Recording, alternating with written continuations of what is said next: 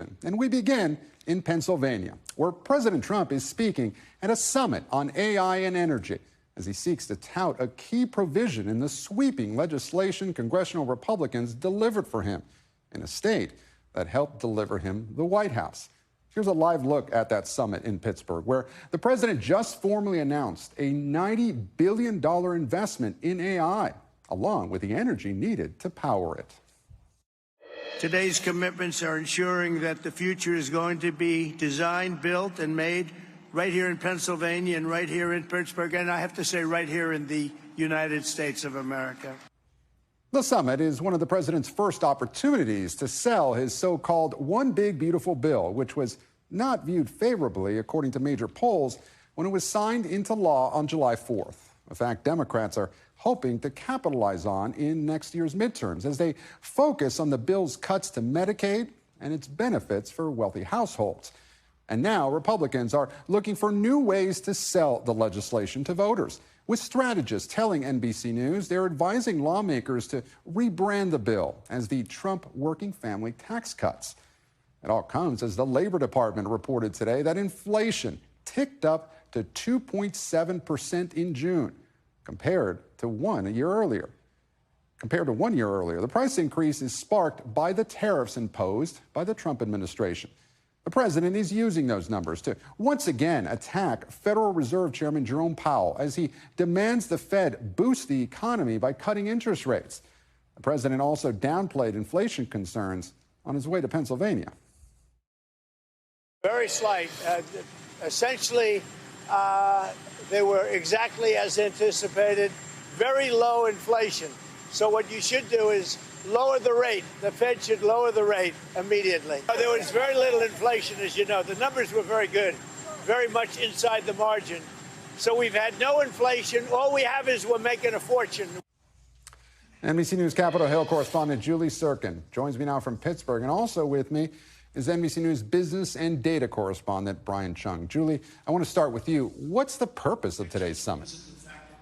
Well, it's exactly as you laid out, Gabe. He's touting the $90 billion investment in Pennsylvania. Trump spending a large time of chunk on stage. You hear him still talking behind my shoulder there, talking about this investment, blaming President Biden, something he likes to do in his administration, in what he called as killing coal in this state. Instead, of course, the focus for this event, Gabe, is all about artificial intelligence and energy. 60-plus business leaders are here. As I was walking through the hallway all day long, there are a lot of different inventions presented by all these different companies, especially when it comes to AI and how that could help take the U.S. into the future. They really want to make sure this state that is, of course, so critical politically, but also practically with all the industry in this state, is center stage, is front of stage in terms of the U.S. leading the way on AI and energy production here. It was also notable, of course, because this is McCormick, who's a freshman senator from this state, just won in November.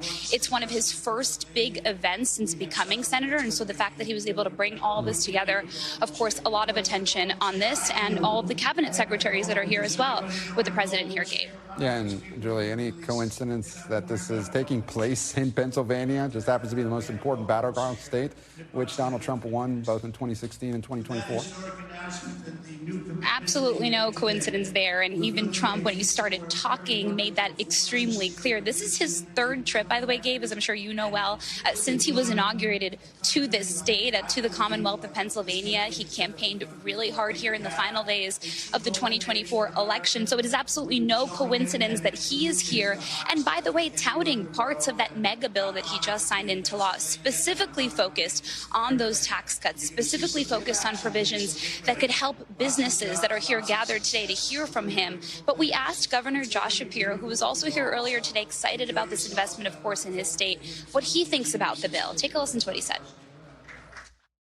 26,000 Pennsylvanians are going to lose their jobs in the energy sector. I mean, it's somewhat ironic that we're here talking about energy jobs, and the bill that the president presumably will be touting would gut 26,000 energy jobs. Also notable, I think, is that the president is pointing out here that artificial intelligence puts such a demand on the power grid. He said here that artificial intelligence is going to cause the grid to need twice as more power in the future. So if you juxtapose that with Shapiro's comments there, two different visions of the same reality, which is something we see often. Two very different visions. Julie, look, Republicans just delivered this huge legislative victory to President Trump by passing what he calls his one big beautiful bill. But now we have that new reporting that some Republicans may be seeking to rebrand that legislation. Why? Yeah, they want to call it the Working Families Tax Cut. Look, there's a lot of provisions in this 1,000-page bill that are frankly unpopular, and it's why you don't hear Trump and you don't hear Republicans talking about them. But what you did see is something like a move from Senator Josh Hawley out of Missouri, who a couple hours ago actually released new legislation to try and cut back and change and undo some of the very provisions that were passed into law as part of this bill concerning Medicaid and some of the food stamp benefits and other social safety net programs that could be very damaging if Democrats play their cards right over the next 18 months, especially in swing states and in battleground states like this one in Pennsylvania. So that is something that Shapiro pointed out even when he was talking on a panel down the hall from me earlier today. This is going to be a tough thing for Republicans to get over, and it's why they're only focused on the provisions that poll well, like those tax cuts. Julie Tsirkin, live for us in Pittsburgh. Julie, thank you. I want to turn now to Brian Cheung. And Brian, we've heard for years about how AI could take Americans' jobs. So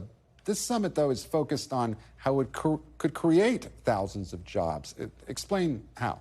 Yeah, well, the economic impact of artificial intelligence cannot be understated, not just for the energy implications that Julie just walked you through, but also for the workforce implications as well. In fact, a recent survey done globally estimates that about 40% of employers expect to reduce their workforce where work can be automated as a result of this artificial intelligence technology. Now, 11 million jobs, though, are expected to be created as a result of artificial intelligence. Think about all these new industries, all these new companies that are popping up that are fueling this type of hiring, but it could also be at risk of displacing 9 million jobs, aka forcing people out of old industries that might get outdated and replaced by artificial intelligence, and then forcing those jobs to move elsewhere. That's a big reason why not just policymakers, but even everyday people are wondering what could be the ripple effects of this artificial intelligence technology. There are real benefits, like, for example, curing cancer. But on the other side, there's also the worry that it could have a real threat to humanity, as the likes of Sam Altman and Elon Musk have warned themselves. So very much big pros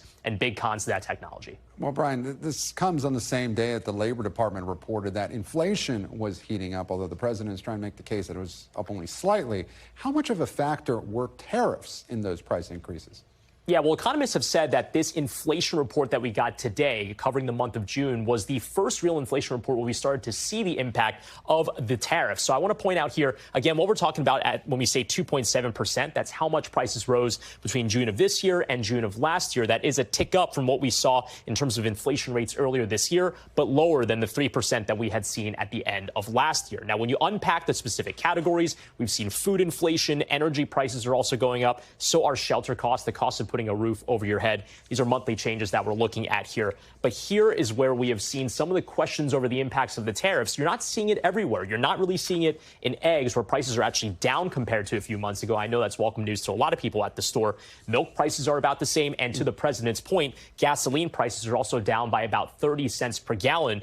But here are the categories, Gabe, where we are starting to see some of the tariff impacts. These are monthly changes. 2% in 1 month alone, increases in appliances and toys, furniture and bedding rising by 0.4% as well, which caught the eye of a lot of analysts. These are categories that don't usually make these types of moves. That's the reason why it's likely due to the tariffs. How will this be impacted in the months to come? That's the open question from here. Huge question right there. Now, Brian, I was just at the White House a short time ago, and President Trump once again called on the Fed to cut interest rates. So does today's inflation report make it more or less likely that the Fed will cut rates? Yeah, it makes the Fed less likely to cut rates, full stop. And the reason why is because if the Federal Reserve is cutting interest rates, there's a worry among Fed policymakers that that would make inflation worse. So if this inflation report shows the rate of price increases going up, then they don't want to cut interest rates into that environment. So as the president is calling on the Federal Reserve Chairman, Jerome Powell, who he's applied quite a lot of pressure to in the last few weeks, asking the Fed to cut interest rates by 3%, that is simply not going to happen in an environment where the rate of inflation is rising, which very much puts the Fed chair at odds continually with the president, as we've seen. Continually, the president keeps criticizing him, calling him too late Powell, as he likes to say. Now, Brian Cheung, our business and data correspondent, thank you so much. We thank you for watching, and remember, stay updated on breaking news and top stories on the NBC News app or watch live on our YouTube channel.